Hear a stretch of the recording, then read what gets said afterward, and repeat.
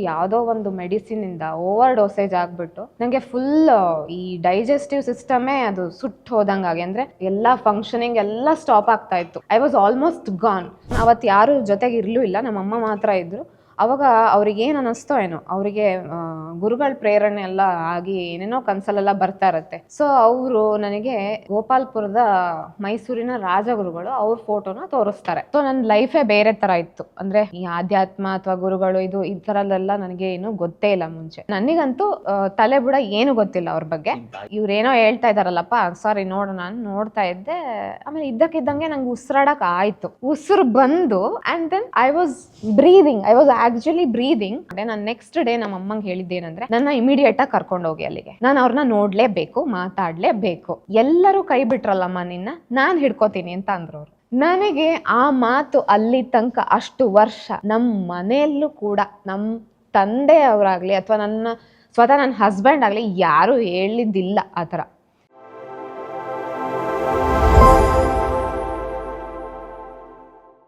ತಿರುಚಿಟ್ರಂಬಲಂ ಗುರುವೇ ಶರಣು. ವರಾಯಿ ಸ್ಟುಡಿಯೋಸ್ ನೋಡ್ತಾ ಇರುವಂತಹ ನಿಮ್ಮೆಲ್ಲರಿಗೂ ಆತ್ಮೀಯ ಸ್ವಾಗತ, ಸುಸ್ವಾಗತ. ಇವತ್ತಿನ ಈ ಒಂದು ವಿಶೇಷವಾಗಿರುವಂಥ ಅನುಭವ ಹಂಚಿಕೊಳ್ಳುವಂಥ ಅನುಭವ ಮಂಟಪಕ್ಕೆ.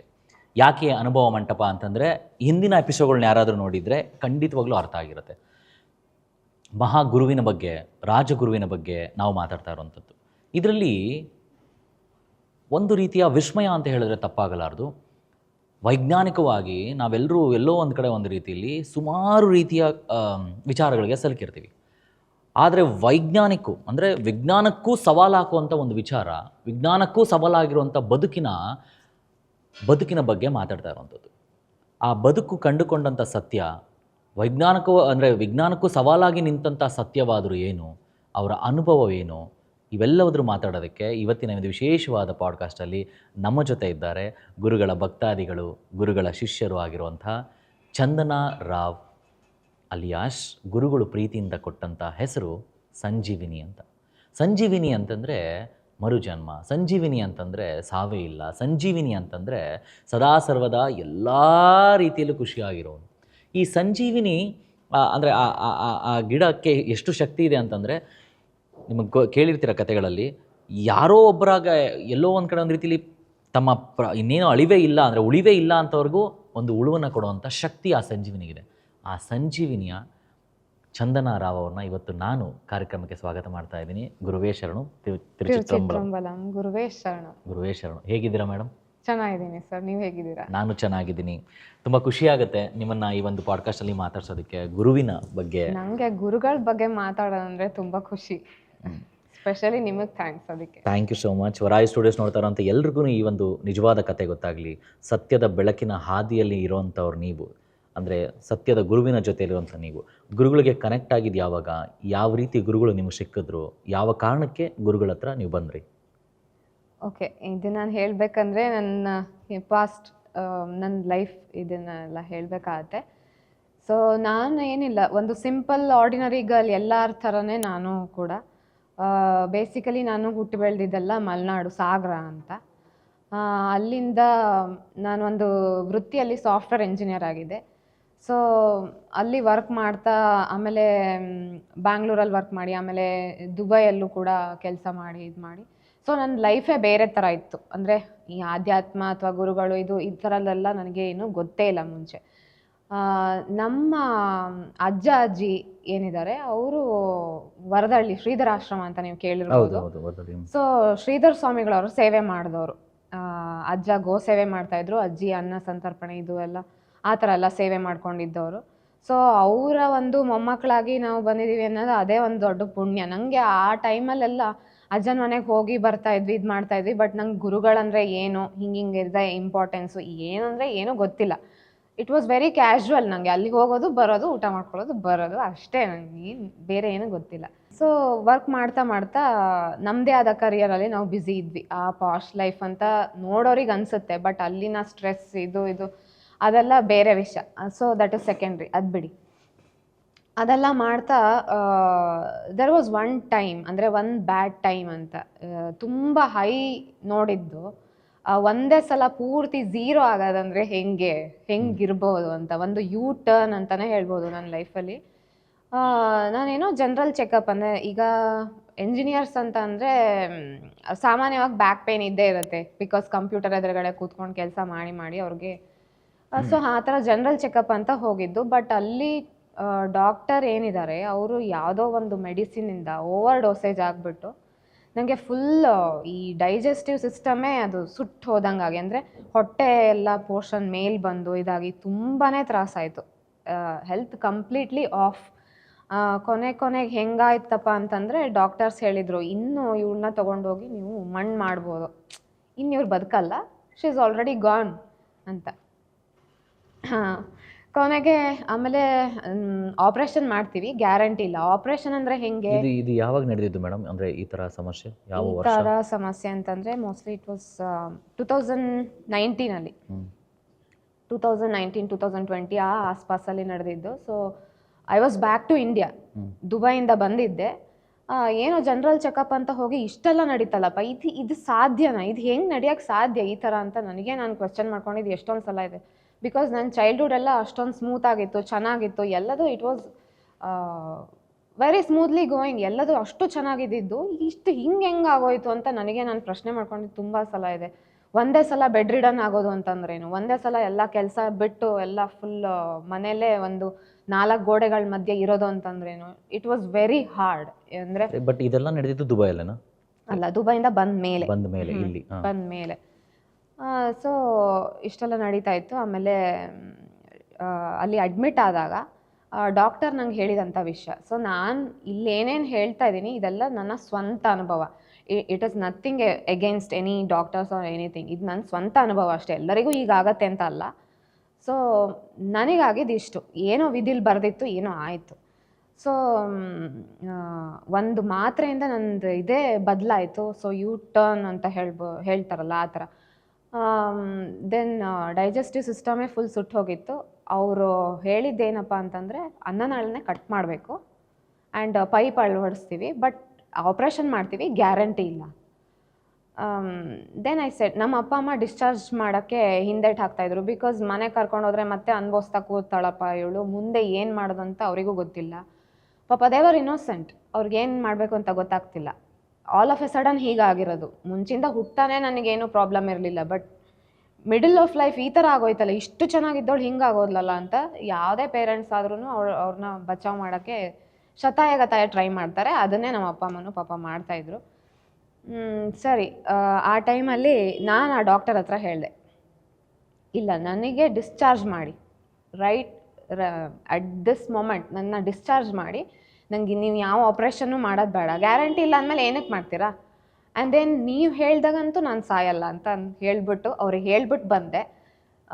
ಆ ಡಾಕ್ಟರ್ ಅನ್ಫಾರ್ಚುನೇಟ್ಲಿ ಅವ್ರು ಇಲ್ಲ, ಇವಾಗ ಅವರೇ ಇಲ್ಲ. ಸೊ ಆಯಿತು, ಅಲ್ಲಿಂದ ಬಂದೆ. ಬಟ್ ಮುಂದೇನು, ಸೊ ಮುಂದೇನು ಅನ್ನೋದು ಗೊತ್ತಿಲ್ಲ. ನಾವು ಅನ್ಭವಿಸ್ಕೊಂಡು ಮಾತು ಹೇಳಿದ್ದು ಆ ನೋವಿನಿಂದ, ಅಂದರೆ ನಾನು ಸಾಯೋದೇ ಆದರೆ ಯಾಕೆ ಏನು ಮಾಡ್ತೀರಾ ಆಪ್ರೇಷನ್ ಅಂತ ಹೇಳಿ. ಹಾಂ, ಸಾಯೋದೇ ಆದರೆ ನೀವು ಆಪ್ರೇಷನ್ ಏನಕ್ಕೆ ಮಾಡ್ತೀರಾ, ಅಷ್ಟೊಂದು ಅನುಭವಿಸಿ ಆ ಜೀವ ಯಾಕೆ ಹೋಗಬೇಕು, ಹಾಗೆ ಹೋಗ್ಬೋದಲ್ಲ ಅಂತ ಹೇಳ್ಬಿಟ್ಟು ನಾನು ಆ ಡಾಕ್ಟರ್ಗೆ ಸವಾಲು ಹಾಕಿ ಎದ್ದು ಬಂದಿರೋದು ಅಲ್ಲಿಂದ. ಆ ಮೊಮೆಂಟ್ ನಂಗೆ ಯಾಕೆ ಹಂಗೆ ಮಾಡಿದೆ ನಂಗೆ ಗೊತ್ತಿಲ್ಲ. ಆ ಮೊಮೆಂಟಲ್ಲಿ ನಂಗೆ ಹಂಗೆ ಅನ್ನಿಸ್ತು, ನಂಗೆ ತುಂಬ ಸಿಟ್ಟು ಬಂತು. ಬಿಕಾಸ್ ನೀವೊಂದು ಪೇಷಂಟ್ಗೆ ಅವ್ರು ಸಾಯ್ತಾರೋ ಬಿಡ್ತಾರೋ ದಟ್ ಈಸ್ ಸೆಕೆಂಡ್ರಿ, ನಿಮ್ಮ ಕೈಲಿ ಆಗತ್ತೋ ಬಿಡತ್ತೋ, ನೀವು ಮೋಟಿವೇಟ್ ಮಾಡಬೇಕು ಹೊರತು ನೀನು ಸಾಯ್ತೀಯಾ ತೊಗೊಂಡೋಗಿ ಮಣ್ಣು ಮಾಡು ಅಂತ ಯಾರು ಹೇಳಬಾರ್ದು. ನಾಟ್ ಈವನ್ ಡಾಕ್ಟರ್ಸ್, ಯಾರು ಹೇಳಬಾರ್ದು. ಬಿಕಾಸ್ ದಟ್ ಈಸ್ ಬೇಸಿಕ್ ಮನುಷ್ಯತ್ವ, ಹೌದಾ? ಸೊ ಅಷ್ಟು ಹೇಳಿಬಿಟ್ಟು ನಾನು ಅದು ಯಾವುದೇ ಧೈರ್ಯದಲ್ಲಿ ಎದ್ದು ಬಂದೋ ಏನೋ, ನಾನು ಒಟ್ಟಿನಲ್ಲಿ ಆಪ್ರೇಷನ್ ಮಾಡ್ಲಿಕ್ಕೆ ನಾನೇ ಬಿಡಲಿಲ್ಲ. ಸೊ ಮನೆಗೆ ಬಂದು ನಾನು ಅನುಭವಿಸ್ತಾ ಇದ್ದೆ. ನನಗೆ ಎಲ್ಲ ರಿಲೇಟಿವ್ಸ್ ಆಗಲಿ ಫ್ರೆಂಡ್ಸ್ ಆಗಲಿ ಎಲ್ಲರೂ ನೀನು ತಪ್ಪು ಮಾಡಿದೆ ಅಂತಲೇ ಹೇಳೋರು. ಇಲ್ಲ, ನೀನು ಟ್ರೀಟ್ಮೆಂಟ್ ಮಾಡಿಸ್ಬೇಕಾಯ್ತು, ಒಂದು ಚಾನ್ಸ್ ತೊಗೊಳ್ಬೇಕಾಗಿತ್ತು. ಬಟ್ ನನ್ನ ಒಳಗಡೆ ಹೇಳ್ತಾ ಇತ್ತು ನಾನೇನು ತಪ್ಪು ಮಾಡಿಲ್ಲ. ಸಾರಿ ಹೇಳ್ತಾ ಇತ್ತು, ಆ ಡಿಸಿಷನ್ ರಾಂಗ್, ನೀನು ಮಾಡಿರೋದೇ ರೈಟ್ ಅಂತ. ಸರಿ, ಅದಾದಮೇಲೆ I was suffering, bed ridden ಆಗ್ತಾ ಬಂತು. ಒಂದೊಂದೇ ಬಾಡಿ ಪಾರ್ಟ್ಸ್ ಕೂಡ ಡಿಸಿಂಟಿಗ್ರೇಟ್ ಆದ ಥರ ಫೀಲಿಂಗ್ ನಂಗೆ ಒಳಗಡೆ. ಎಲ್ಲ ಫಂಕ್ಷನಿಂಗ್ ಎಲ್ಲ ಸ್ಟಾಪ್ ಆಗ್ತಾಯಿತ್ತು. I was almost gone. So one day ಏನಾಯಿತು, ಅದೇ ಥರ ವರ್ಷಗಳೇ ಕಳೀತು. ಸೊ ಒನ್ ಡೇ ನಾನು ಆ್ಯಕ್ಚುಲಿ ಗುರುಗಳನ್ನ ಮೀಟ್ ಆಗಿದ್ದು 2025, ಅಂದರೆ ಲಾಸ್ಟ್ ಇಯರ್, 1 ವರ್ಷ ಆಗಿದೆ ಇವಾಗ. ಸೊ ಅಲ್ಲಿ ತನಕನೂ I was suffering very hard. ಅಂದರೆ ನನಗೆ ಇವನ್ ಗಂಜಿ ತಿನ್ನೋದು ಕೂಡ ಅಷ್ಟು ಕಷ್ಟ. ಯಾವುದೋ ಒಂದು ಆಯುರ್ವೇದಿಕ್ ಮೆಡಿಸಿನಿಂದ ಹೆಂಗೆಂಗೋ ಸಸ್ಟೈನ್ ಆಗ್ತಾ ಇದ್ದೆ, ಬಟ್ ನಂಗೆ ಒಳಗಡೆ ತುಂಬಾ ಪೇಯ್ನ್, ಇದು ಸಫರಿಂಗ್. ಏನು ಒಂದು ಚೂರು ಏನು ತಿನ್ನೋಕ್ಕಾಗಲ್ಲ, ಕುಡಿಯೋಕ್ಕಾಗಲ್ಲ. Full of acid reflections. Acid reflections ಅಂದರೆ ಏನು, ಪೂರ್ತಿ ಸುಡುತ್ತಾ ಇದೆ ಒಳಗಡೆ. ನಾರ್ಮಲ್ ಆ್ಯಸಿಡ್ ರಿಫ್ಲೆಕ್ಷನ್ಸ್ ಗ್ಯಾಸ್ಟ್ರಿಕ್ ಎಲ್ಲ ಅಲ್ಲ, ಅದು ಒಳಗಡೆ ಡೈಜೆಸ್ಟಿವ್ ಸಿಸ್ಟಮೇ ಹೊಟ್ಟೋಗಿದೆಯಲ್ಲ, ಫುಲ್ ಎಲ್ಲ ಬಾಡಿ ಪಾರ್ಟ್ಸ್ ಡಿಸ್ಇಂಟಿಗ್ರೇಟ್ ಆದಂಗಾಗಿ ಫುಲ್ಲಿ ಸುಡ್ತಾ ಇತ್ತು ಒಳಗಡೆ. ಬೆಂಕಿಲಿ ಸುಟ್ಟು ಒಂಥರ ಸತ್ತು ಬದುಕಿದ್ದೀನಿ ನಾನು. ಸೊ ಅಷ್ಟೊಂದು ಸಫರಿಂಗ್ ಆಗುವಾಗ ತುಂಬ ಮೈಂಡ್ ಅಪ್ಸೆಟ್ ಆಗಿ ಅಥವಾ ತುಂಬ ವೀಕ್ ಆದಂಥ ಕ್ಷಣಗಳು ಎಲ್ಲ ಇವೆ. ನಾನು ನನ್ನ ಅಮ್ಮನ ಹತ್ರ ಹೇಳ್ತಾ ಇದ್ದೆ, ವೆರಿ ನೆಕ್ಸ್ಟ್ ಮೊಮೆಂಟೇ ಇರಲ್ಲ, ಸೊ ನೀವು ಯಾಕೆ ನನಗೋಸ್ಕರ ಇಷ್ಟು ಕಷ್ಟಪಡ್ತೀರಾ ಅಂತ. ನಮ್ಮಮ್ಮ ಯಾವಾಗಲೂ ಹೇಳ್ತಿದ್ರು, ಪವಾಡನೇ ನಡೆಯುತ್ತೆ, ಮಿರಾಕಲ್ ಆಗತ್ತೆ, ನಂಗೆ ನಂಬಿಕೆ ಇದೆ, ನೀನು ಸುಮ್ಮನೆ ಇರೋ ಅಂತ ಧೈರ್ಯ ತುಂಬೋರು. ಎಲ್ಲರೂ ನನ್ನ ಕೈ ಬಿಟ್ಟರು. ಐ ಮೀನ್ ಯಾರು ನನಗೆ ಪಾಸಿಟಿವ್ ಆಗಿ ಮಾತಾಡೋರಿಲ್ಲ. ಈವನ್ ಮನೇಲಿ ರಿಲೇಟಿವ್ಸ್ ಬಿಟ್ಟು ಹಾಕಿ, ಈವನ್ ಮನೇಲಿ ಕೂಡ. ಅಂಥದ್ರಲ್ಲಿ ನಮ್ಮ ಅಮ್ಮ ಮಾತ್ರ ಸ್ಟ್ಯಾಂಡ್ ಆಗಿದ್ದು. I should salute her, because ಇಲ್ಲ ನನ್ನ ಮಗಳು ಸುಮ್ಮನೆ ಇವಳು ಹುಟ್ಟಿಲ್ಲ, you are a special child, ನೀನೇನೋ ಸಾಧಿಸೋಕ್ಕೆ ಹುಟ್ಟಿದ್ಯಾ ಅಂತ ಹೇಳಿಬಿಟ್ಟು ಅವ್ರು ಮೋಟಿವೇಟ್ ಮಾಡೋರು. ಮಿರಾಕಲ್ ಆಗತ್ತೆ ಅಂತಲೇ ಹೇಳೋರು ಯಾವಾಗಲೂ. ನಾನು ಅನ್ಕೋತಾ ಇದ್ದೆ, ಹೆತ್ತೋರಿಗೆ ಹೆಗ್ಣ ಮುದ್ದಲ್ವಾ, ಬಿಡು ನಾನು ಒಂದು ಸ್ವಲ್ಪ ದಿನ ಬದುಕ್ತೀನಿ, ಅಷ್ಟು ಸಮಯ ಆದರೂ ಅಮ್ಮ ಹ್ಯಾಪಿಯಾಗಿರಲಿ, ಏನೋ ಒಂದು ಹೇಳ್ತಾರೆ ಹೇಳಲಿ ಬಿಡು ಅಂತ ನಾನು. ಆಮೇಲೆ ನಾನು ಅಮ್ಮನ ಹತ್ರ ಇನ್ನೊಂದು ಹೇಳ್ತಾ ಇದ್ದೆ, ಇಷ್ಟೊಂದೆಲ್ಲ ಕಷ್ಟ ಇದೆಲ್ಲ ಬಂದಾಗ ನಮಗೆ ಅಟ್ಲೀಸ್ಟ್ ಒಂದು ಅಡ್ವೈಸ್ ಮಾಡೋಕ್ಕೆ, ಕೇಳೋಕ್ಕೆ ಅಥವಾ ನಮಗೆ ಗೈಡೆನ್ಸಿಗೆ ಯಾರೂ ಇಲ್ಲ. ಗೈಡೆನ್ಸಿಗೆ ಕರೆಕ್ಟಾದ ಗುರು ಇದ್ದಿದ್ರೆ ಮೋಸ್ಟ್ಲಿ ಹಿಂಗೆ ಆಗ್ತಾ ಇರಲಿಲ್ವೇನೋ. ನಿಮಗೆಲ್ಲ ಆಗಿದ್ರೆ ಶ್ರೀಧರ ಸ್ವಾಮಿಗಳವರು ಬದುಕಿದ್ರು, ಹೋಗಿ ನೀವು ಡೈರೆಕ್ಟಾಗಿ ಕೇಳ್ತಾ ಇದ್ರಿ. ನನಗೆ ಯಾರು ಇಲ್ವಲ್ಲಮ್ಮ, ನನಗೆ ಗುರುಗಳಿಲ್ವಲ್ಲಮ್ಮ ಅಂತ ತುಂಬ ಸಲ ಹೇಳ್ಕೊಂಡು ಬಿಕ್ಕಿ ಹತ್ತದ್ದಿದೆ ನಾನು ಎಷ್ಟೋ ಸಲ. ಆ ನೋವು, ಆ ತ್ರಾಸು ಅದೆಲ್ಲ ಇವತ್ತಿಗೆ ರೀಕಾಲ್ ಮಾಡಿದ್ರೆ ಒಂಥರ ಮೈ ಜುಮ್ ಅನ್ಸುತ್ತೆ. ಅದೆಲ್ಲ ನಿಜನಾ, ಅದೆಲ್ಲ ಆಗಿದೆಯಾ ಅನ್ಸುತ್ತೆ, ಅಷ್ಟೊಂದು ಮರ್ತೋಗಿದೆ ನನಗೆ. ಅಂದರೆ ಆ ಥರ ನನಗೆ ಗುರುಗಳು ಸಿಕ್ಕಿದ್ರು. ಆ ಪ್ರಾರ್ಥನೆ ಅದೇನೋ ಪ್ರಕೃತಿಗೆ ಕನೆಕ್ಟ್ ಆಯಿತು ಅಂತ ಅನಿಸುತ್ತೆ. ಸೊ ಅಷ್ಟೆಲ್ಲ ಹೇಳ್ತಾ ಇದ್ದೆ ಅಮ್ಮನ ಹತ್ರ. ಅಮ್ಮನೂ ನಂಗೆ ತುಂಬ ಸಮಾಧಾನ ಮಾಡೋರು. ಸರಿ, ಅದೆಲ್ಲ ಆದಮೇಲೆ ಒನ್ ಡೇ ಬಂತು ನೋಡಿ. ಅವತ್ತು ಮೈ ಪಲ್ಸ್ ವಾಸ್ ಕಂಪ್ಲೀಟ್ಲಿ ಗಾನ್. ಇನ್ನೇನು ಒಂದು ಲಾಸ್ಟ್ ಜೀವ ಉಳ್ಕೊಂಡಿದೆ ಅಂತ ಹೇಳ್ತಾರಲ್ಲ, ಆ ಥರ ನನಗೆ ಉಸಿರಾಡೋಕ್ಕೂ ಆಗ್ತಿಲ್ಲ. I was almost gone. ಅಂದರೆ ಫುಲ್ ಡೈಜೆಸ್ಟಿವ್ ಸಿಸ್ಟಮ್ ಎಲ್ಲ ಫುಲ್ ಇದಾಗಿ ಐ ವಾಸ್ ಆಲ್ಮೋಸ್ಟ್ ಗಾನ್. ಅವತ್ತು ಯಾರು ಜೊತೆಗೆ ಇರಲೂ ಇಲ್ಲ, ನಮ್ಮಮ್ಮ ಮಾತ್ರ ಇದ್ದರು. ಅವಾಗ ಅವ್ರಿಗೇನು ಅನ್ನಿಸ್ತೋ ಏನೋ, ಅವರಿಗೆ ಗುರುಗಳ ಪ್ರೇರಣೆ ಎಲ್ಲ ಆಗಿ ಏನೇನೋ ಕನಸಲ್ಲೆಲ್ಲ ಬರ್ತಾ ಇರತ್ತೆ. ಸೊ ಅವರು ನನಗೆ ಈ ರಾಜಗುರುಗಳು, ಗೋಪಾಲ್ಪುರದ ಮೈಸೂರಿನ ರಾಜಗುರುಗಳು, ಅವ್ರ ಫೋಟೋನ ತೋರಿಸ್ತಾರೆ ಆಯಿತಾ. ಅಲ್ಲಿ ತನಕ ನನಗಂತೂ ತಲೆ ಬುಡ ಏನು ಗೊತ್ತಿಲ್ಲ ಅವ್ರ ಬಗ್ಗೆ. ನಿಮ್ಮ ತಾಯಿಯವ್ರು ತೋರಿಸಿದ ಫೋಟೋ ನಮ್ಮ ತಾಯಿ ತೋರಿಸಿದ್ರು. ನನ್ನ ಫುಲ್ ಉಸಿರೇ ನಿಂತೋಗ್ತಾ ಇತ್ತು. ಆ ಟೈಮಲ್ಲಿ ಫೋಟೋ ತೋರಿಸಿದ್ರು ನೋಡು ಅಂತ. ಅದೇನೋ ಸೋಷಿಯಲ್ ಮೀಡಿಯಾದಲ್ಲಿ ಏನೋ ಒಂದು ಸ್ಟಿಲ್ ತೋರಿಸಿದ್ರು ನನಗೆ. ನಾನು ಒಂದು 5 ನಿಮಿಷ ಹಾಗೆ ನೋಡ್ತಾ ಇದ್ದೆ. ಇವರೇನೋ ಹೇಳ್ತಾ ಇದ್ದಾರಲ್ಲಪ್ಪ, ಸಾರಿ ನಾನು ನೋಡ್ತಾ ಇದ್ದೆ. ಆಮೇಲೆ ಇದ್ದಕ್ಕಿದ್ದಂಗೆ ನಂಗೆ ಉಸಿರಾಡೋಕೆ ಆಯಿತು. ಆ ರಾತ್ರಿ ನಾನು ಉಸಿರಾಡಿ ಆರಾಮಾಗಿ ಮಲ್ಕೊಂಡೆ. ನಾನು ಆ್ಯಕ್ಚುಲಿ ಹೊಟ್ಟೋದೆ ಅಂತ ತಿಳ್ಕೊಂಡಿದ್ದೆ, ಬಟ್ ಉಸಿರು ಬಂದು and then I was actually breathing. ಅದಾದಮೇಲೆ ನಾನು ಆರಾಮಾಗಿ ಮಲ್ಕೊಂಡೆ. ನಾನು ನೆಕ್ಸ್ಟ್ ಡೇ ನಮ್ಮ ಅಮ್ಮಂಗೆ ಹೇಳಿದ್ದೇನೆಂದರೆ, ನನ್ನ ಇಮಿಡಿಯೇಟಾಗಿ ಕರ್ಕೊಂಡೋಗಿ ಅಲ್ಲಿಗೆ, ನಾನು ಅವ್ರನ್ನ ನೋಡಲೇಬೇಕು, ಮಾತಾಡಲೇಬೇಕು ಅಂತ. ಸೊ ಇವರೇನು ಅಂತ ಅಂದರೆ, ಇವ್ರದೇ ಕಮಿಟ್ಮೆಂಟು ಅದು ಇದು ಹೇಳ್ಕೊಂಡು ತುಂಬ ದಿನಗಟ್ಟಲೆ ಎಳಿತಾ ಇದ್ರು. ನನ್ನ ಕರ್ಕೊಂಡು ಹೋಗ್ತಾ ಇರಲಿಲ್ಲ. ಆ್ಯಂಡ್ ನನಗೂ ತುಂಬ ಎಲ್ಲ ಜೋರು ಆಗ್ತಾನೆ ಇತ್ತು ಎಲ್ಲ. ಸೊ ನಾನು ಒನ್ ಡೇ ನಾನು ಹೇಳಿದ್ದೇನಪ್ಪ ಅಂತಂದರೆ, ಅಮ್ಮ ನಾನು ಈ ಜನ್ಮದಲ್ಲಿ ಏನಾದರೂ ಅಚೀವ್ ಮಾಡೋಣ ಅಂತ ತಿಳ್ಕೊಂಡಿದ್ದೆ, ಆದರೆ ಏನೂ ಮಾಡೋಕ್ಕಾಗ್ತಾ ಇಲ್ಲ, ಈ ಥರ ಎಲ್ಲ ಆಗ್ತಾ ಇದೆ. ನೀವು ನನ್ನನ್ನು ಅಲ್ಲಿಗೆ ಕರ್ಕೊಂಡೋಗಿ, ನಾನು ಸೀರಿಯಸ್ ಆಗಿ ಹೇಳ್ತಾ ಇದ್ದೀನಿ, ನನ್ನ ಅಲ್ಲಿಗೆ ಕರ್ಕೊಂಡು ಹೋಗಿ.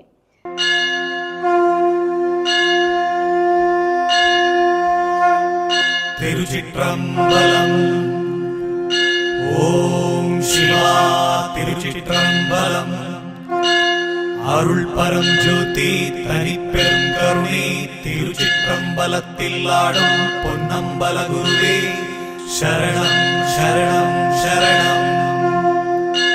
ಅಕಸ್ಮಾತ್ ನಾನು ಹೋದರೆ, ಗುರುಗಳ ಪಾದದ ಮೇಲೆ ಹೋದೆ ಅನ್ನೋ ಒಂದು ತೃಪ್ತಿನಾರು ನನಗಿರುತ್ತೆ.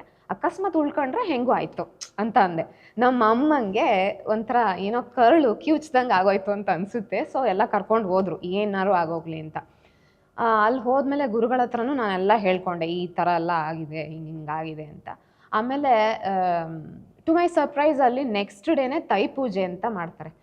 ವರ್ಷದಲ್ಲಿ 2 ವಿಶೇಷ ಪೂಜೆ ಆಶ್ರಮದಲ್ಲಿ, ಗುರುಮನೆಯಲ್ಲಿ. ಒಂದು ತೈ ಪೂಜೆ, ಒಂದು ಗುರುಪೂಜೆ ಇನ್ನೇನು ಬರ್ತಿದೆ ನೆಕ್ಸ್ಟ್ ಫ್ಯೂ ಡೇಸಲ್ಲಿ, ಒಂದು ವಾರ, 15 ಡೇಸ್ ಇದೆ ಇನ್ನೇನು. ಸೊ ತೈ ಪೂಜೆ ಅಂತ ನನಗೆ ಏನಂದರೆ ಏನೂ ಗೊತ್ತಿಲ್ಲ ಆ ಕ್ಷೇತ್ರದ ಬಗ್ಗೆ, ಅವ್ರ ಬಗ್ಗೆನೂ ಗೊತ್ತಿಲ್ಲ, ಆ ಕ್ಷೇತ್ರದ ಬಗ್ಗೆನೂ ಗೊತ್ತಿಲ್ಲ.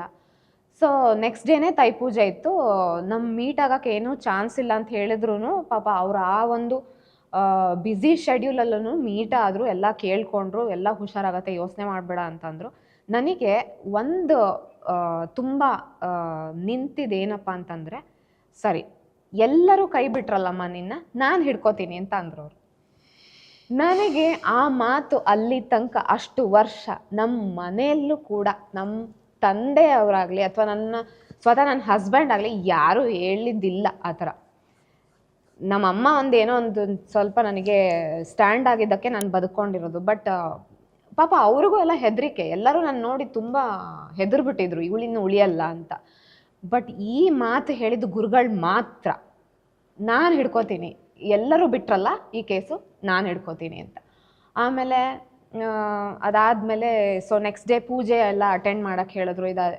ಸರಿ, ಅಲ್ಲಿಂದ ಮುಂದಕ್ಕೆ ನಾನು ವಾಪಸ್ ಹೋಗಲೇ ಇಲ್ಲ, ಅಲ್ಲೇ ಇದ್ದೀನಿ. ನಿಜವಾಗ್ಲೂ ನೋಡಿ, ಅದಕ್ಕೆ ಹೇಳೋದು, ಭಗವಂತ ಕೈ ಬಿಟ್ಟರು ಗುರು ಕೈ ಬಿಡಲ್ಲ ಅಂತ ಹೇಳ್ತಾರೆ. ಎಷ್ಟು ಪಾಸಿಟಿವ್ ಥಾಟ್ಸ್ ಇದೆ ಇವ್ರ ಮೈಂಡಲ್ಲಿ. ಅಷ್ಟೆಲ್ಲ ನೋವನ್ನು ನಗ್ನಗ್ತಾ ಹೇಳೋವಂಥ ಒಂದು ಹುಡುಗಿ, ಅವರ ತಾಯಿ ಬಗ್ಗೆ ಹಾಗೂ ಗುರುಗಳ ಬಗ್ಗೆ, ಅದ್ರ ಜೊತೆಯಲ್ಲಿ ಅವರೊಂದು ಮಾತು ಹೇಳಿದ್ರು. ಆ ಫೋಟೋ ನೋಡಿದ ತಕ್ಷಣ ನನಗೆ ಉಸಿರಾಡೋದಕ್ಕಾಯಿತು ಸರ್ ಅಂತಂದರು. ಬರೀ ಫೋಟೋ ನೋಡಿದ್ರೇ ಇಷ್ಟೆಲ್ಲ ಶಕ್ತಿ ಸಿಗಬೇಕಾದ್ರೆ, ಇಷ್ಟೆಲ್ಲ ಸ್ಫೂರ್ತಿ ಸಿಗಬೇಕಾದ್ರೆ, ಆ ಗುರುಗಳ ಸಾನ್ನಿಧ್ಯಕ್ಕೆ ಹೋದ ಮೇಲೆ ನಿಮ್ಮ ಬದುಕು ಇನ್ನು ಯಾವ ಮಟ್ಟಕ್ಕೆ ಚೇಂಜ್ ಆಗ್ಬೋದು ಒಮ್ಮೆ ಯೋಚನೆ ಮಾಡಿ. ನಮ್ಮ ಪ್ರಾಣ ಹೇಳ್ತಾ ಇದ್ದೀನಿ, ಯಾರಾದರೂ ನಾವು ಪ್ರಮೋಷನ್ ಅಂದ್ಕೊಂಡ್ರೆ ದಯವಿಟ್ಟು ನಿಮ್ಮ ಮೈಂಡ್ನ ತೆಗೆದುಬಿಡಿ. ಯಾರಾದರೂ ಪರೀಕ್ಷೆ ಮಾಡಬೇಕು ಅಂದ್ಕೊಂಡ್ರೆ ಎಲ್ಲಿರ್ತಿರೋ ಅಲ್ಲೇ ಇದ್ದುಬಿಡಿ. ಪರೀಕ್ಷೆಗೆ ಸಿಗುವ ಗುರು ಅಲ್ಲ, ಪರೀಕ್ಷೆ ಮಾಡುವ ಗುರುವೂ ಅಲ್ಲ. ಅವರ ಆಶೀರ್ವಾದ ಬೇಕು, ಶರಣಾಗತಿನಾಗ್ತಾನೆ ಅಂದರೆ ಮಾತ್ರ ಬನ್ನಿ, ಇಲ್ಲ ಅಲ್ಲೆಲ್ಲೋ ನೋಡಿಕೊಂಡು ಆರಾಮಾಗಿರಿ. ಆದರೆ ಮೇಡಮ್, ನಿಮ್ಗೆ ನಿಜವಾಗ್ಲೂ ಹ್ಯಾಟ್ಸ್ ಆಫ್ ಮೇಡಮ್. ಎಂಥ ಏನಿಲ್ಲ, ಎಲ್ಲ ನನ್ನ ಗುರುದೇವರಿಗೇನೆ ಎಲ್ಲದು. ನಾನು ಎವ್ರಿ ಬ್ರೀತ್, ನಂದು ಪ್ರತಿ ಉಸಿರು, ನಾನು ಇವತ್ತೇನು ಬದುಕ್ತಾ ಇದ್ದೀನಿ, ಎವ್ರಿಥಿಂಗ್ ಇಸ್ ಹಿಸ್ ಗಿಫ್ಟ್. ಅವ್ರು ಗಿಫ್ಟ್ ಕೊಟ್ಟಿರೋದಷ್ಟೇ, ನನ್ನ ಪುನರ್ಜನ್ಮ. ಅದಕ್ಕೆ ನನ್ನ ಸಂಜೀವಿನಿ ಅಂತ ಅವ್ರ ಹೆಸರಿಟ್ಟಿದ್ದು. ಬಾಯಿ ತುಂಬ ಕರೀತಾರೆ, ಪ್ರೀತಿಯಿಂದ ಕರೀತಾರೆ. ಪ್ರತಿಯೊಂದು ಮೊಮೆಂಟ್ ಕೂಡ ಅವರ ಆಶೀರ್ವಾದ. ನಾನು ಏನು ಮಾಡಿದ್ರು, ಅದು ಎಷ್ಟು ಜನ್ಮ ಎತ್ತಿ ಬಂದ್ರೂ ಮೋಸ್ಟ್ಲಿ ತೀರ್ಸೋಕ್ಕಾಗಲ್ವೇನೋ, ನಂಗೆ ಗೊತ್ತಿಲ್ಲ. ನನಗೆ ಗುರುವೇ ಅಲ್ಲ, ಅವ್ರು ಬಿಟ್ಟರೆ ನನಗೇನೂ ಗೊತ್ತಿಲ್ಲ. ಸೊ ಗುರುವಿನ ಮುಂದೆ ತಂದೆ ತಾಯಿನೂ ಇಲ್ಲ, ಬಂಧು ಬಳಗನೂ ಇಲ್ಲ ಅಂತ ಹೇಳೋಳು ನಾನು ಇವಾಗ. ಸೊ ಅದನ್ನು ನಾನು ಸ್ವಂತ ಅನುಭವಿಸಿ ಹೇಳ್ತಾ ಇದ್ದೀನಿ. ಈಗ ಇಲ್ಲಿ ನಾನೇನು ಹೇಳ್ತೀನಿ ಅದು ಯಾವುದೋ ಪ್ರಮೋಷನ್ನು ಅಲ್ಲ, ಹಾಗಂತ ಏನೋ ಆಗಿದ್ರೆ ಹುಷಾರಾಗ್ಬಿಡುತ್ತೆ ಬಂದ್ಬಿಡಿ ಹಂಗೂ ನಾನು ಹೇಳ್ತಾ ಇಲ್ಲ. ನಾನು ಹೇಳೋದೇನಪ್ಪ ಅಂತಂದರೆ, ನಿಮ್ಮ ವಿಧಿಯಲ್ಲಿ ಏನಿದೆ ಅದೇ ಆಗತ್ತೆ. ನೀವು ಅಷ್ಟು ದೃಢ ನಂಬಿಕೆ ಇದ್ದರೆ, ದೃಢ ನಿರ್ಧಾರ ಇದ್ದರೆ, ನೀವು ಅಲ್ಲಿ ಬಂದಾಗ ನಿಮ್ಗೆ ಆ ವಿಧಿಯಲ್ಲಿ ಇದ್ದರೆ, ಆ ಯೋಗ ಇದ್ದರೆ ಅದು ಖಂಡಿತ ಆಗ್ತದೆ. ಗುರುವಿನ ಆಶೀರ್ವಾದ ಎಲ್ಲಕ್ಕಿಂತ ದೊಡ್ಡದು ಸರ್, ಅದ್ರ ಮುಂದೆ ಬೇರೆ ಏನಿಲ್ಲ. ಅಷ್ಟು ಮಾತ್ರ ನಾನು ಹೇಳ್ಬಲ್ಲೆ ಅಷ್ಟೇ. ನನಗೆ ಇನ್ನೊಬ್ಬ ಗುರುಗಳನ್ನ ನಾನು ನಿಮ್ಮಲ್ಲಿ ನೋಡ್ತಾ ಇದ್ದೀನಿ ಅನಿಸ್ತಾ ಇದೆ. ಇಲ್ಲ ಸರ್, ಅಷ್ಟು ಪಾಸಿಟಿವ್ ಥಾಟ್ ನಿಮ್ಮಲ್ಲಿ. ಹಾಸ್ಪಿಟ್ಲಲ್ಲಿ ನೀವು ಇದ್ದಾಗ ಡಾಕ್ಟ್ರಿಗೆ ಸವಾಲಾಗಿ ಬರ್ತೀರಾ, ನಾನು ಬದುಕ್ತೀನಿ ಆಯಿತು ಬಿಡಿ ಅಂತ. ಯಾವುದೋ ಒಂದು ಆಯುರ್ವೇದಿಕ್ ಟ್ಯಾಬ್ಲೆಟಿಂದ ನಿಮ್ಮನ್ನು ಅಷ್ಟು ಕಾಪಾಡಿದೆ, ಅದಕ್ಕೆ ಬೇಕಾಗಿರೋ ವಿಲ್ ಪವರ್. ಅದ್ರ ಜೊತೆಯಲ್ಲಿ ಗುರುವಿನ ಫೋಟೋ ನೋಡಿದ ತಕ್ಷಣ ನೀವು ಹೇಳಿದ್ರಲ್ಲ, ನಿಜವಾಗ್ಲೂ ನನಗೆ ಆಶ್ಚರ್ಯ ಆಯಿತು.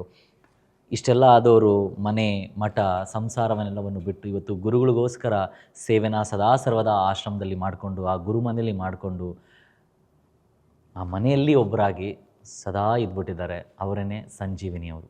ಈ ಸಂಜೀವಿನಿಯ ತತ್ವ ನಿಮಗೆ ಸಿಗಬೇಕು ಅಂತಂದರೆ, ಈ ತತ್ವದ ನಿಮಗೆ ಅರಿವಾಗಬೇಕು ಅಂತಂದರೆ ನೀವು ಅಲ್ಲಿಗೆ ಬರಲೇಬೇಕು. ಬನ್ನಿ. ನಿಮ್ಮ ಜೀವನದಲ್ಲಿ ಕಷ್ಟ ತೀರಿಲ್ಲ ಅಂತಂದರೆ ಕೇಳಿ, ಪ್ರಶ್ನೆನ ಕೇಳ್ಬೋದು. ಗುರುಗಳನ್ನ ನಿಜವಾಗ್ಲೂ ಹೇಳ್ತಾ ಇದ್ದೀನಿ. ನಾನು 3 ಡೇಸ್ ಆಯ್ತು ರೀ, ನಾನು ಆಶ್ರಮದಿಂದ ವಾಪಸ್ ಬಂದು 3 ಡೇಸ್ ಆಯಿತು. 3 ಡೇಸಲ್ಲಿ ಇಷ್ಟೆಲ್ಲ ಕನೆಕ್ಟಿವಿಟಿ ಭಗವಂತ ಕೊಟ್ಬಿಟ್ಟ. ಈ ಅನುಭವನ ಹಂಚ್ಕೊಳ್ಳೋಷ್ಟು ಪುಣ್ಯ ನನಗೆ ಕೊಟ್ಟ. ಅದ್ರ ಜೊತೆ ನಿಮಗೂ ಒಳ್ಳೆಯದಾಗಲಿ ಅನ್ನೋ ಒಂದೇ ಒಂದು ಕಾರಣಕ್ಕೆ ವರಾಯು ಸ್ಟುಡಿಯೋಸ್ನಿಂದ ಈ ವಿಡಿಯೋ ನಿಮಗೆ ಸಮರ್ಪಿತ ಮಾಡ್ತಾ ಇದ್ದೀನಿ. ದಯವಿಟ್ಟು ಬನ್ನಿ. ಇಡೀ ಪ್ರಪಂಚದಲ್ಲೇ ಚೆನ್ನಾಗಿರೋಣ ಎಲ್ಲರೂ. ಆ ಗುರುವಿನ ಸೇವೆನ ಮಾಡೋಣ. ನಿಮ್ಮ ಕೈಲಾಗಿದ್ದ ಸೇವೆನ ಮಾಡೋ ಇಚ್ಛೆ ಇದ್ದರೆ ದಯವಿಟ್ಟು ಬನ್ನಿ ಅಂತ ಹೇಳ್ತಾ ಆ್ಯಂಡ್ ಇವರೆಲ್ಲರ ಮುಖಾಂತರ ಮನಸ್ಸೋ ಇಚ್ಛೆ ನಾನು ಕೂಡ ನಿಮಗೆ ಖಂಡಿತವಾಗ್ಲೂ ಶಿರಸಾವಹಿಸಿ ನಾನು ನಿಮ್ಗೆ ನಮಸ್ಕಾರ ಮಾಡ್ತಾ ಇದ್ದೀನಿ. ಒಳ್ಳೆ ಒಂದು ಶಕ್ತಿಯುತ ಮಹಿಳೆಯ ಮಾತುಗಳು ನಾನು ಇವತ್ತು ಕೇಳಿದೆ. ಮೈಂಡಲ್ಲಿ ಸ್ಥಿರವಾಗಿರೋ ನಂಬಿಕೆ ಇದ್ದರೆ ನಾನು ಏನೋ ಒಂದು ಮಾಡಬೇಕು ಅಥವಾ ಏನೋ ಒಂದು ಆಗ್ತೀನಿ ಅಂತಂದರೆ ನೀವು ಲೈವ್ ಎಕ್ಸಾಂಪಲು ಮೇಡಮ್. ವೈಜ್ಞಾನಿಕ ಸವಾಲಾಗಿದ್ದು ಡಾಕ್ಟ್ರ್ ಕೇಳಿ ಆಗದಿದ್ದು ಗುರುಗಳು ಮಾಡಿದ್ರಲ್ಲ. ಹೌದು, ಇವತ್ತು ಗುರು ಕಾರ್ಯಕ್ರಮ ನೋಡ್ತಾ ಅವ್ರು ಇದ್ದಾರೆ. ನನ್ನ ದೇವರು ಸರ್, ಬೇರೆ ಏನು ನಾನು ಏನು ಹೇಳಲಿ ಅವ್ರ ಬಗ್ಗೆ, ಏನು ಹೇಳಲಿ, ಎಷ್ಟು ಹೇಳಿದ್ರೂ ಕಡಿಮೆ, ನಾನು ಎಷ್ಟು ಮಾಡಿದ್ರೂ ಕಡಿಮೆ, ನಾನು ಇಡೀ ಜೀವನನೇ ನಾನು ಮುಡಿಪಾಗಿಟ್ರು ಅದು ಕಡಿಮೆ. ಬಿಕಾಸ್ ಎವ್ರಿಥಿಂಗ್ ನನಗೆ ಉಸಿರು ನಾನು ಹೇಳಿದ್ನಲ್ಲ ಕೊಟ್ಟಿರೋದೇ ಅವರು, ನಾನು ಏನು ಮಾಡಿದ್ರೂ ಕಡಿಮೆ. ಸೊ ಅಷ್ಟು ಮಾತ್ರ ನಂಗೆ ಹೇಳಕ್ಕೆ ಸಾಧ್ಯ. ಮೇಡಮ್ ನಿಮ್ಮನ್ನು ನೋಡ್ತಾ ನೋಡ್ತಾ ಒಂದು ಮಾತು ಹೇಳಲ್ಲ ಮೇಡಮ್. ಹೇಳಿ. ಎಲ್ಲ ಹೂವುಗಳಿಗೂ ತನ್ನದೇ ಆದ ಜೀವಾತ್ಮ ಇದೆ. ಆದರೆ ಈ ತಾವರೆ ಹೂವು ಕೆಸರಲ್ಲಿ ಹರಡಿದ್ರೂ ಅದ್ರ ಮೇಲೆ ಭಗವಂತ ಕೂತಿರ್ತಾನೆ, ಅಥವಾ ಭಗವಂತನಿಗೆ ಸಮರ್ಪಿತವಾಗ ಪ್ರಿಯವಾದ ಹೂವು ಅಂತ ಹೇಳ್ತಾರೆ. ಆ ರೀತಿ ಹೂವು ಮೇಡಮ್ ನೀವು.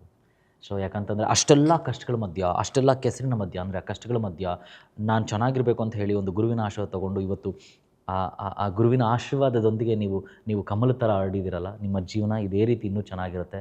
ಯಾಕಂದರೆ ಆ ಭಗವಂತ ನಿಮ್ಮ ಜೊತೆ ಇದ್ದಾನೆ, ಆ ಗುರುಗಳು ನಿಮ್ಮ ಜೊತೆ ಇದ್ದಾರೆ. ಇವೆಲ್ಲ ದೊಡ್ಡ ಮಾತು ಸರ್. ಅವ್ರು ಯಾವಾಗಲೂ ನಮ್ಮ ಜೊತೆ ಇದ್ದರೆ, ಗುರುವಿನ ಆಶೀರ್ವಾದ ಇದ್ದರೆ ಅಷ್ಟೇ ಸಾಕು, ಇನ್ನೇನು ಬೇಡ. ಮೋಸ್ಟ್ಲಿ ಈ ಅನುಭವ ಕೇಳಿದ್ಮೇಲೆ, ಈ ಎಕ್ಸ್ಪೀರಿಯನ್ಸ್ ಕೇಳಿದ್ಮೇಲೆ ನಿಮ್ಮಲ್ಲೂ ಎಷ್ಟೋ ಜನಕ್ಕೆ ಪ್ರಾಬ್ಲಮ್ ಇದ್ದರೆ, ಅಥವಾ ಎಲ್ಲೋ ಒಂದು ಕಡೆ ಒಂದು ರೀತಿಲಿ ಈ ಅನುಭವದಿಂದ ನಿಮಗೊಂದು ಧೈರ್ಯ ಸಿಕ್ಕುತ್ತೆ, ನಿಮ್ಮಲ್ಲಿರುವಂಥ ಆ ಚಿಲುಮೆ ಇನ್ನಷ್ಟು ಜಾಸ್ತಿ ಆಗುತ್ತೆ ಅಂತಂದರೆ, ಖಂಡಿತವಾಗ್ಲೂ ಆ ನಂಬಿಕೆ ನಿಮಗೇನಾದರೂ ಬರ್ತಾ ಇದ್ದರೆ ಬನ್ನಿ. ಗುರುಮನೆ ನಿಮಗೆ ಕೈ ಬೀಸಿ ಕರಿತಾ ಇದೆ. ಬನ್ನಿ, ಗುರುಗಳ ದರ್ಶನ ಮಾಡೋಣ. ಗುರುವೇ ಶರಣು ಅಂತ ಹೇಳ್ತಾ ತಿರುಚಿಟ್ರಂಬಲಂ ಮೇಡಮ್. ತಿರುಚಿಟ್ರಂಬಲಂ ಗುರುವೇ ಶರಣ. ತಿರುಚಿಟ್ರಂಬಲಂ ಗುರುವೇ ಶರಣ. ನಮಃ ಶಿವಾಯ, ನಮಃ ಶಿವಾಯ, ನಮಃ ಶಿವಾಯ. ಸಮಸ್ತ ಕರ್ನಾಡಿಗೆ ಮತ್ತೊಮ್ಮೆ ಥ್ಯಾಂಕ್ ಯು ಸೋ ಮಚ್ ಅಂತ ಹೇಳ್ತಾ ಇಲ್ಲಿಗೆ ಈ ಕಾರ್ಯಕ್ರಮ ಮುಗಿಸ್ತಾ ಇದ್ದೀನಿ. ಗುರುಗಳ ದರ್ಶನ ಮಾಡೋಣ, ಗುರುಗಳನ್ನ ಮಾತಾಡ್ಸೋಣ, ಗುರುಗಳ ಜೊತೆ ಒಂದು ಪಾಡ್ಕಾಸ್ಟ್ ಮಾಡೋಣ. ಆ ಆಶೀರ್ವಾದ ಸಿಗಲಿ ಅಂತ ನಿಮ್ಮೆಲ್ಲರ ಮುಖಾಂತರ ನಾನು ಗುರುಗಳನ್ನ ಇಲ್ಲಿಂದನೇ ಕೇಳ್ಕೊಳ್ತೇನೆ. ಹೇ ಗುರುವೇ, ನನ್ನ ತಂದೆ, ಒಂದು ಅವಕಾಶ ನಿಮ್ಮ ಜೊತೆ ಕೂತು ಮಾತಾಡೋದಕ್ಕೆ ಕಾಯ್ತಿದ್ದೀವಿ. ಧನ್ಯವಾದಗಳು. ಈ ಕಾರ್ಯಕ್ರಮ ವೀಕ್ಷಣೆ ಮಾಡಿದ್ರೆ ನಿಮ್ಮೆಲ್ಲರಿಗೂ thank you so much. Please ಗುರು ಸೇವೆ ಮಾಡೋದಕ್ಕೆ ಬನ್ನಿ ಅಂತ ಕೇಳ್ಕೊಳ್ತಾ ಇಲ್ಲಿಗೆ ಈ ಕಾರ್ಯಕ್ರಮ ಮುಗಿಸ್ತಾ ಇದ್ದೀನಿ. ಹೋಗಿ ಬರ್ತೀನಿ. ನಾನು ನಿಮ್ಮ ಆ್ಯಂಕರ್ ರಂಜಿತ್ ವರಾಯು. ಸ್ವಲ್ಪ ಮಿಸ್ ಮೀ, ಜಾಸ್ತಿ ಬ್ಲಸ್ ಮೀ. ಗುರುವೇ ಶರಣು. ತಿರುಚಿಟ್ರಂಬಲಂ.